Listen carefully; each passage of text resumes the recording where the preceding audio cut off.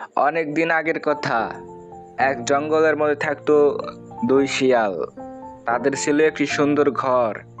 আর তারা একদিন বাইরে বের হয় খাবার খুঁজতে। এই শিয়ালটি বাইরে বের হয়, কিন্তু সেদিন কোনো খাবার খুঁজে পায় না। অপরদিকে এই শিয়ালটি ওই বাইরে বের হয় খাবার খুঁজতে, কিন্তু এই শিয়ালটি কোনো খাবার খুঁজে পায় না।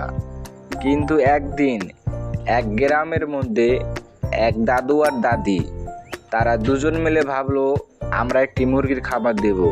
তারা মুরগির খাবারও দিয়ে দেয়।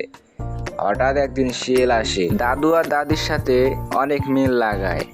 পরে রাতের বেলা এসে শিয়াল খামার থেকে মুরগি নিয়ে দৌড়ে চলে যায় জঙ্গলের দিকে। ঠিক পরের দিন দাদি খামারে আসে আর দেখতে পায় অনেক মুরগি কমে গেছে। দাদি অবাক হয়ে যায়।